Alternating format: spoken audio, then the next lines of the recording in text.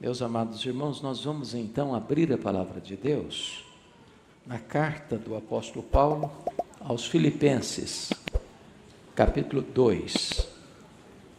Filipenses, capítulo 2. E faremos a leitura a partir do verso 9 até o verso 11.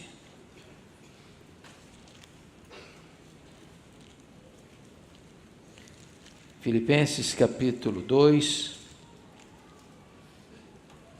9 a 11. Está escrito: pelo que também Deus o exaltou sobremaneira e lhe deu o nome que está acima de todo nome, para que ao nome de Jesus se dobre todo o joelho, nos céus, na terra e debaixo da terra, e toda língua confesse que Jesus Cristo é Senhor, para a glória de Deus Pai. Amém. Eu quero pedir permissão a vocês para só voltar nesse texto, já na conclusão da minha fala. Diferentemente de como tenho feito habitualmente, hoje eu não vou pregar um sermão expositivo. Hoje eu vou tratar de um assunto, de um tema: o senhorio de Cristo. Esta é a verdade magna do cristianismo. Esta é a própria essência da fé cristã. É o núcleo do Evangelho. Jesus Cristo é o Senhor. Eu quero introduzir esta fala com um fato curioso que ocorreu aqui no Brasil. Um sociólogo francês estava fazendo uma tese de doutorado sobre a religiosidade do brasileiro. E ele pega um avião no aeroporto Charles de Gaulle, em Paris, e desce no aeroporto do Galeão, no Rio de Janeiro. E ele começa a sua pesquisa de opinião com uma série de perguntas às pessoas na sua jornada. E ele fica impressionado porque já no aeroporto ele viu um grande crucifixo com a pessoa do Cristo crucificado. Aquilo já apontava a religiosidade do brasileiro. Então, ele pega um táxi para o hotel e vê um crucifixo pendurado no espelho do táxi e pergunta ao taxista: o senhor crê em Jesus? Mas é claro, eu sou religioso. A caminho do hotel, ele vê o Cristo Redentor de braços estendidos e percebeu quão religioso era o povo brasileiro. Viu inúmeros templos, torres empinadas aos céus, diversas denominações. Então ele começa a sua entrevista perguntando a um cidadão: o senhor crê em Jesus? E a pessoa responde: é claro, eu sou católico romano. Avança um pouco mais, aborda outra pessoa e diz: você crê em Jesus? Sim, claro, eu recebi um milagre dele. Ele entra numa loja de Umbanda e está lá uma figura de Iemanjá, e do lado uma estátua de Jesus, e pergunta ao dono da loja: o senhor crê em Jesus? Claro, claro, ele foi um espírito muito elevado, um espírito de luz. E aí ele entra na casa de um famoso estudioso, um filósofo, um historiador, estava lendo as obras de Spinoza, de Hume, de Kant, de Engels, de Comte, e pergunta: e o senhor crê em Jesus? E o pensador, o filósofo, respondeu: é claro que eu creio. Ele foi um homem de uma filosofia muito adiantada para o seu tempo. E então ele prossegue na sua pesquisa e, caminhando pela rua, encontra dois jovens de camisa e gravata, calça bem passada, cabelos bem cortados, até pareciam irmãos gêmeos, cada um com uma pastinha na mão, e pergunta: vocês creem em Jesus? E os jovens responderam: mas é óbvio, nós até fazemos parte da Igreja dos Santos dos Últimos Dias. Avança um pouco mais e encontra também mais 2 jovens, uma sacola de literatura, vendendo alguns panfletos, e perguntaram: e vocês creem em Jesus? E os 2 jovens responderam: mas é claro que nós cremos, nós temos até uma revista maravilhosa sobre o Armagedon, nós fazemos parte dos 144.000 do Apocalipse. E o homem ficou tão impressionado, mas na sua jornada, ninguém disse para ele: é claro, Jesus é o Senhor da nossa vida. Eu fico imaginando que se você hoje sair pelas ruas de Vitória fazendo uma pesquisa, quem é Jesus, quem é Jesus, quem é Jesus, você vai encontrar também muitas respostas. Mas será que hoje, dentro da religiosidade do brasileiro, e até de alguns evangélicos, nós podemos afirmar aquilo que é a essência do cristianismo: Jesus Cristo é o Senhor? A pergunta hoje é: quem é Jesus? Quando Jesus caminhava, navegava pelo mar da Galileia, e foram surpreendidos por uma tempestade, depois que Jesus acalma a tempestade, acalma os discípulos, eles perguntaram uns para os outros: quem é este, que até o vento e o mar lhe obedecem? Quando ele estava lá no extremo norte de Israel, nas fraldas do Monte Hermon, lá em Bânias, onde nasce o Rio Jordão, Jesus faz uma enquete com eles, perguntando: quem dizem os homens ser o Filho do Homem? E naquela região da Galileia, influenciada por gentios, onde graçava já o sentimento religioso da metempsicose, da transmigração das almas, da reencarnação, responderam: uns dizem que tu és João Batista, outros dizem que tu és Elias, outros dizem que tu és Jeremias, outros dizem que tu és alguns dos profetas. Um entendimento completamente equivocado de quem é Jesus.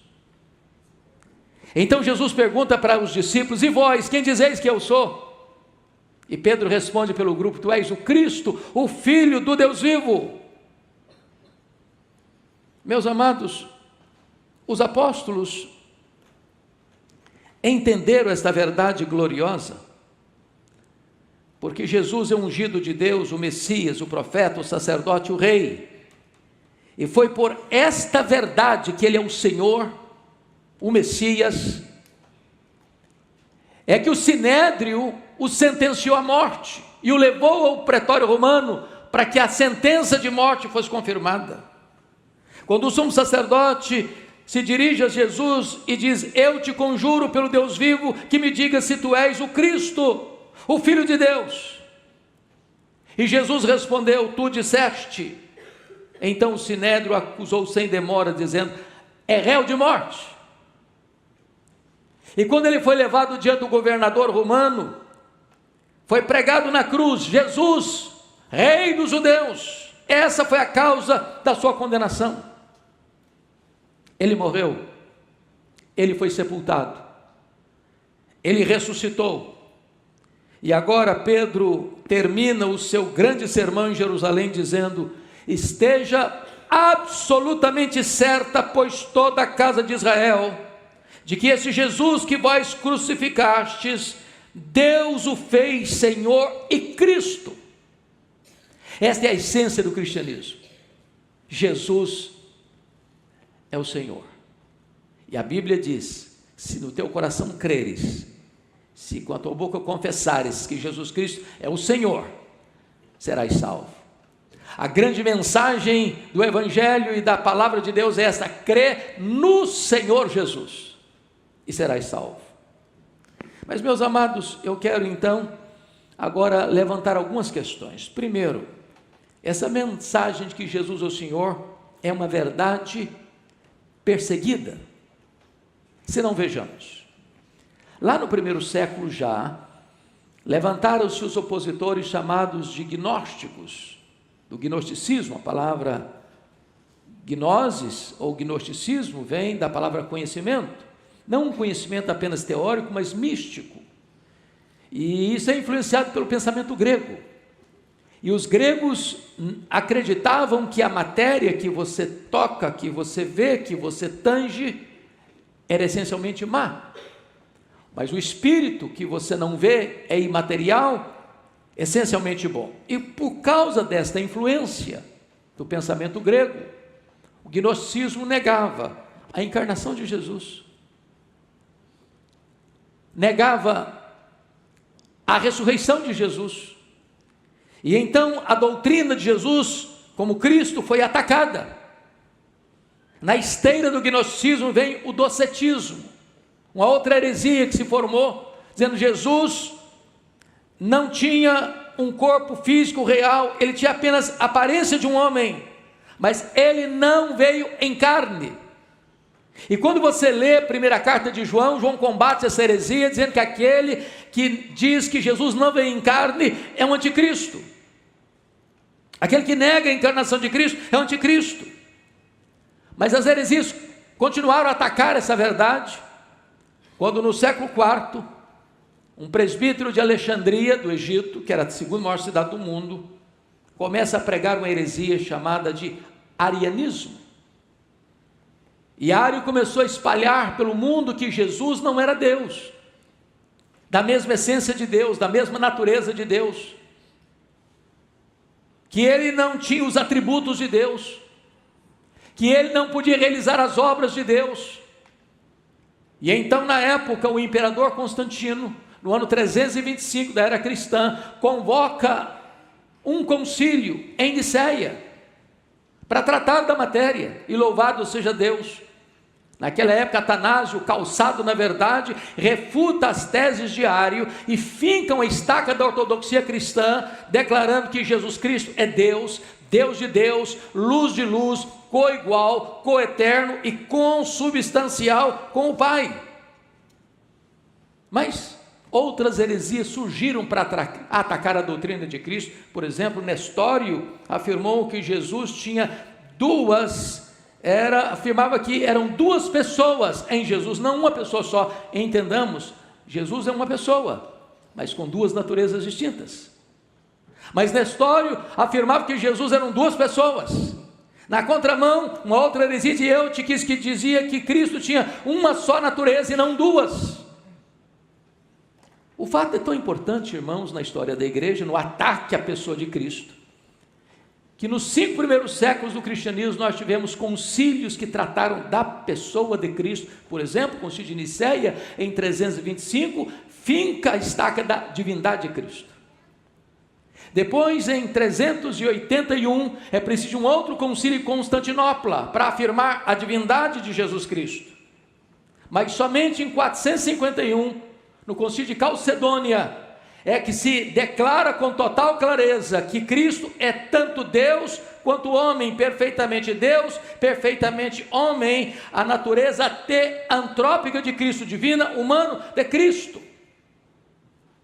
Quando vem a reforma protestante do século XVI, a igreja começa então a produzir documentos doutrinários, teológicos, e talvez o mais importante, no século XVII, vem a Confissão de Fé de Westminster, que nós subscrevemos como nosso símbolo de fé, que vai concordar e subscrever o concílio de Calcedônia, acerca de Jesus Cristo. Ele é perfeitamente Deus, ele é perfeitamente homem.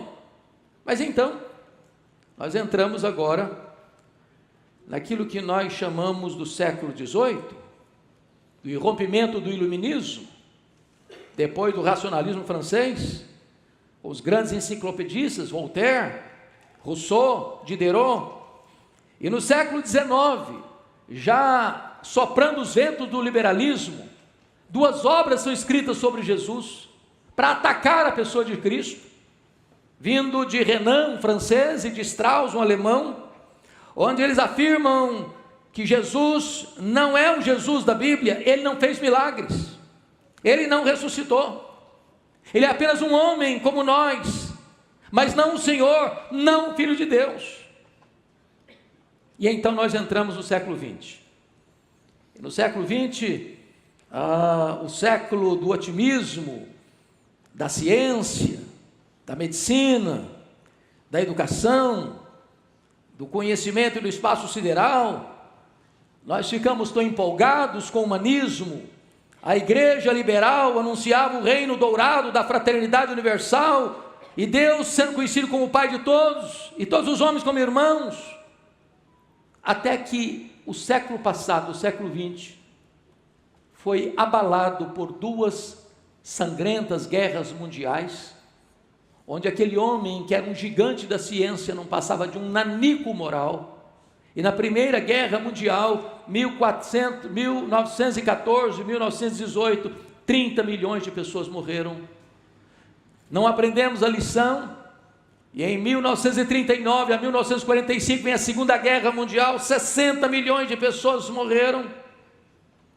O mundo tornou-se estranho, a violência, a crueldade, as guerras sangrentas, brutais, não cessaram aí. Hoje o mundo vive como um barril de pólvora. A aparente paz que se tem hoje é de medo. Já em 1985, Mikhail Gorbachev escreveu Perestroika e afirmou que o arsenal que já se tinha na época daria para destruir o planeta Terra 27 vezes. E o mundo está completamente confuso. E então, depois da Segunda Guerra Mundial, o teólogo de Bellius estabelece o método da crítica da forma. E nesta leitura da Bíblia, crítico-literária, as pessoas começaram a achar que a Bíblia não é a palavra de Deus, tem falhas, tem erros, tem contradições. E então vem o teólogo alemão, Rudolf Bultmann, para dizer que agora nós precisamos extrair, eliminar da Bíblia os mitos. Os milagres não existiram, os prodígios não aconteceram, e o mundo caiu no abismo do liberalismo. A igreja foi sendo sacudida e perturbada por essas heresias, porque a verdade que Cristo é o Senhor é uma verdade que foi perseguida do 1º ao 21º século. Mas mais do que isso, em segundo lugar, essa verdade de Jesus Cristo é o Senhor, além de perseguida, ela não é entendida nem mesmo por muitas igrejas. Se não, vejamos, no século passado, final do século XX, surgiu uma ideia que graçou na igreja evangélica, que você recebe a Jesus como Salvador. Só mais tarde, num processo de discipulado e amadurecimento, é que você recebe a Jesus como Senhor. Então fazia até um gráficozinho, alguns aqui lembram desse gráfico. Tem um círculo, e dentro do círculo uma cadeirinha, e dentro da cadeirinha, em cima da cadeirinha, o seu eu. Jesus está do lado de fora do círculo. Você o recebeu como Salvador, mas quem manda na sua vida é você. Esse é o primeiro estágio. Está salvo, mas Jesus não é o Senhor da sua vida. E aí então iria um segundo passo, um avanço. Aí tem o círculo, tem a cadeirinha, e Jesus assentado na cadeirinha. Agora Jesus é o seu Salvador e o seu Senhor. Agora você é um crente maduro. Só que isso não é verdade. Isso não é bíblico. Se não, vejamos. Quando o Novo Testamento vai tratar da matéria, o Novo Testamento chama Jesus de Salvador apenas 16 vezes.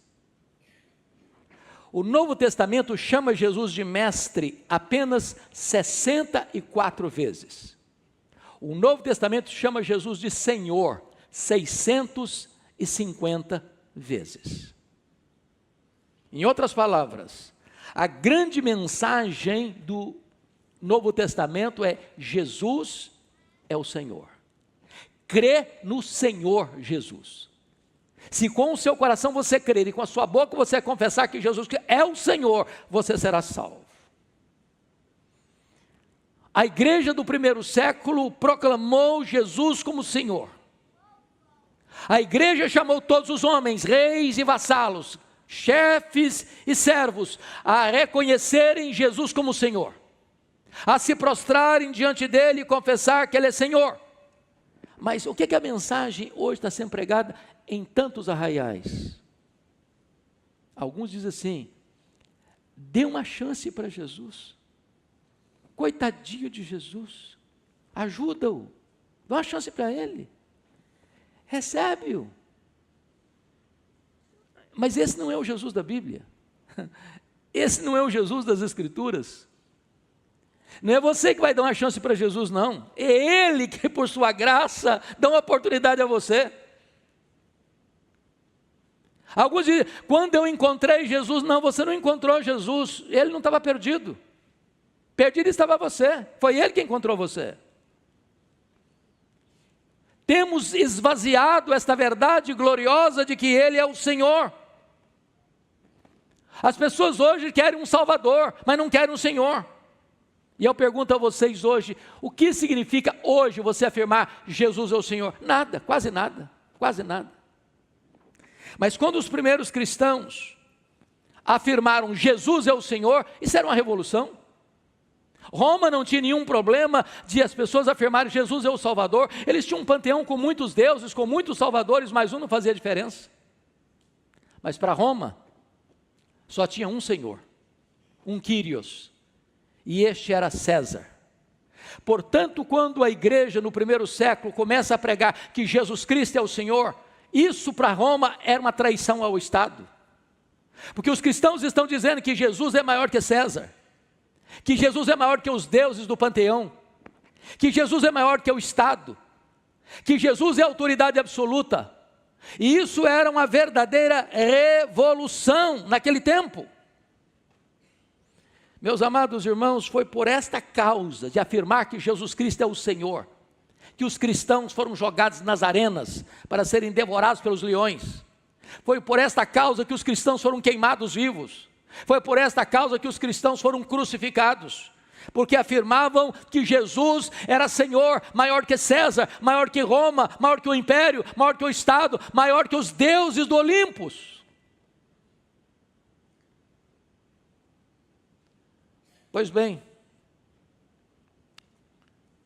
é tão importante entender isso, porque ainda hoje é assim. As pessoas não têm nenhum problema de você ser religioso, de você frequentar uma igreja, de você ser evangélico, de você dizer que Jesus é o seu Salvador. Mas tem muita dificuldade em entender que Jesus Cristo é o Senhor da sua vida. Eu vou dar um exemplo. Eu acho que todos vocês conhecem a história da Igreja Presbiteriana da Coreia. Sabem vocês que a Igreja Presbiteriana chegou na Coreia 28 anos depois que chegou aqui no Brasil. Aqui chegou em 1859. Só 28 anos depois o presbiterianismo chegou na Coreia. A Coreia hoje tem mais de 10 milhões de presbiterianos. É a maior denominação evangélica da Coreia. Representa 75% de todos os evangélicos da Coreia. Representa 23% de toda a população da Coreia do Sul. Mas quando a China foi invadida pelo Japão, a Coreia era o corredor do Japão. E então o imperador japonês requereu dos crentes coreanos que todos se curvassem diante do imperador japonês e adorassem o imperador japonês como Deus. Eles não tinham problema em aceitar que os coreanos afirmassem que Jesus é o Salvador. Mas eles tinham muita dificuldade de entender que para os crentes Jesus é o Senhor. Que o crente não se dobra diante de outra autoridade. Ele não se curva diante dos grandes deste século. Ele está pronto a morrer pela sua fé, mas não a negociar seus princípios e valores. E então você vai ler que a Igreja Presbiteriana da Coreia enfrenta um martírio terrível. Num único dia, às margens do rio Han, lá em Seul, 200 pastores foram decapitados. Os crentes eram presos, e eles eram colocados ajoelhados ou sentados e se jogavam a pedra de 500 quilos em suas pernas para esmagá-las. Os crentes eram presos e eram torturados com ferpas de bambu debaixo da unha. Visitamos o museu dos mártires, e ali homens, mulheres, jovens, crianças, pastores, missionários, mortos com requinte de crueldade, por uma única razão, por afirmar que Jesus Cristo é o Senhor, e não se dobrarem diante de um Estado totalitário. Agora, é importante você e eu entendermos o que significa para nós hoje dizer Jesus é o Senhor. Vai dizer muita coisa.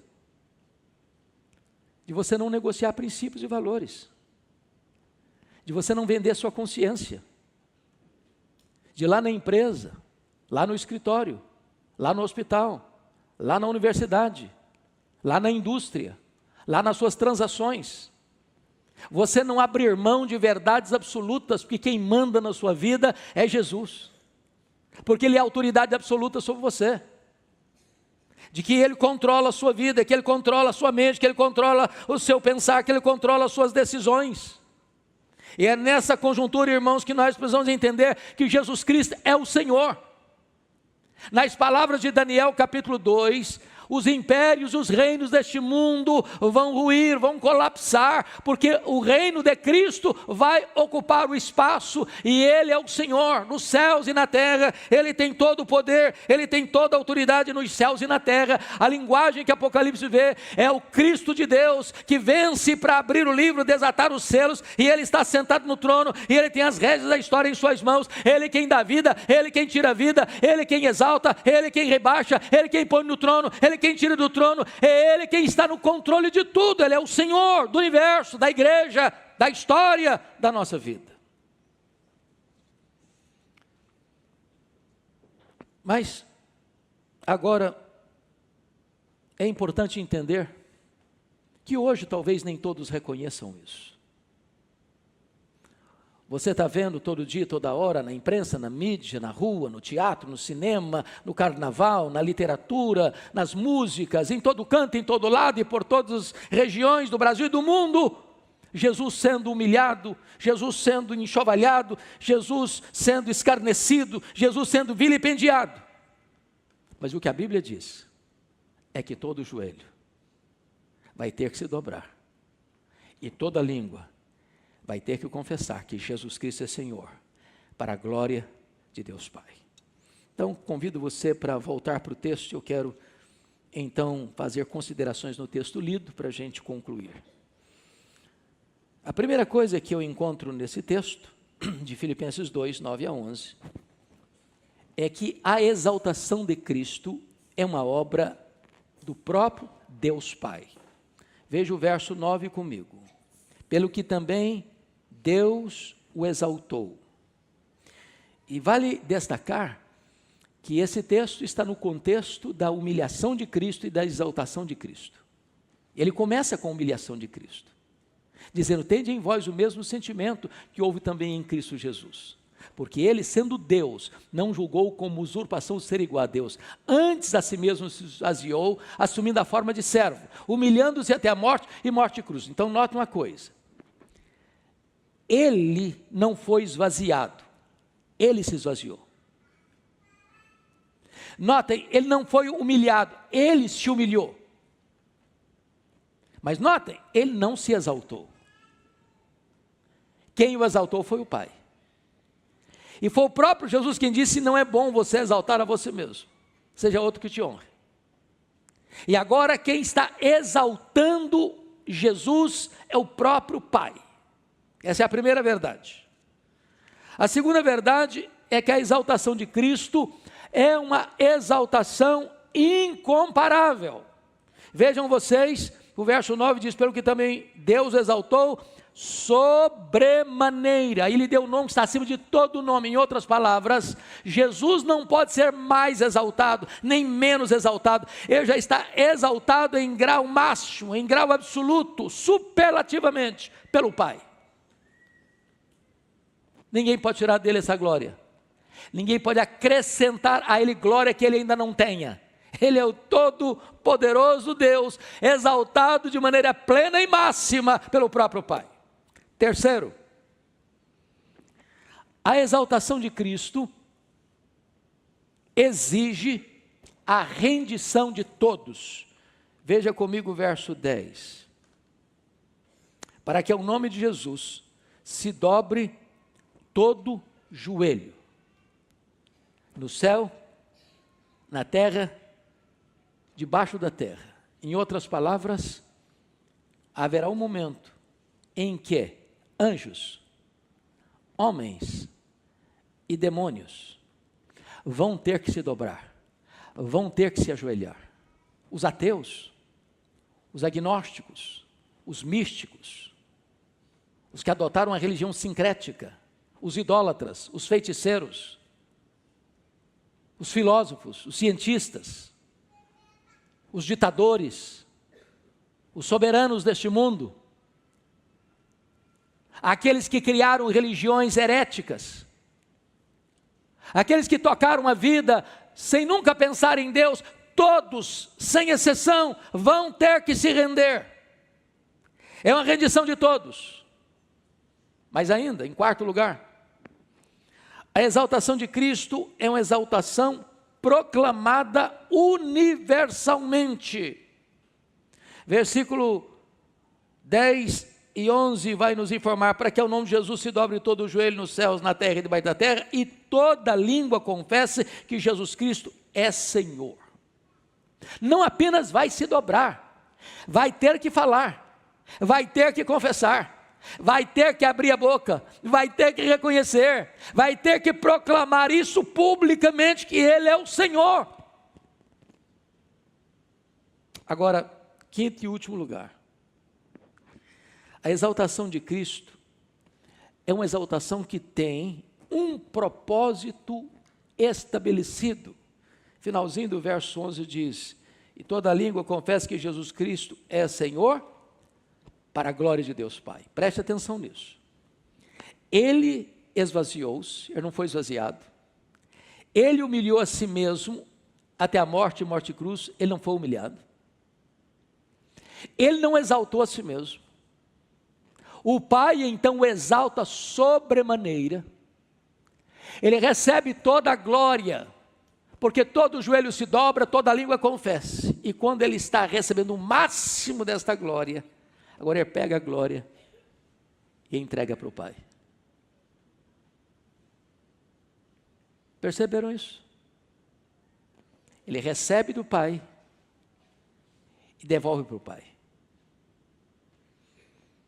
Esta é a essência do cristianismo. Esta é a mensagem central da igreja. Jesus Cristo é o Senhor. Bom, eu quero concluir fazendo 3 colocações. Primeiro, se esta verdade é uma verdade absoluta, e ela é, então você precisa se render a Jesus e confessá-lo como seu Senhor. E se você não fizer isso, você perecerá. Porque agora é a hora que você tem a oportunidade de fazê-lo voluntariamente. Naquele dia você não terá opção, vai ter que se dobrar, mesmo indo para a condenação. Segundo, agora você precisa confessar que Jesus Cristo é o seu Senhor, ou então você não será salvo. Não há outra alternativa. Crê no Senhor Jesus, será salvo, tu e a tua casa. Terceiro, você precisa obedecer ao Senhor Jesus, ou então você não é um cristão e ainda não faz parte da família de Deus. Não há a possibilidade de você ser um crente em Jesus e Jesus ainda não ser o Senhor da sua vida. Eu convido você a curvar sua fronte por um instante, a fechar os seus olhos por um instante e perguntar ao seu próprio coração: quem manda hoje na sua vida? Quem está no trono do seu coração? Quem tem as rédeas da história da sua vida nas mãos? Esta é uma noite de salvação.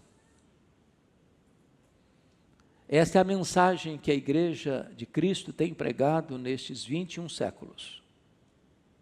Verdade perseguida, às vezes não entendida, mas verdade necessária para a sua salvação. Se até hoje você quis governar sua própria vida, fazendo as coisas do seu jeito,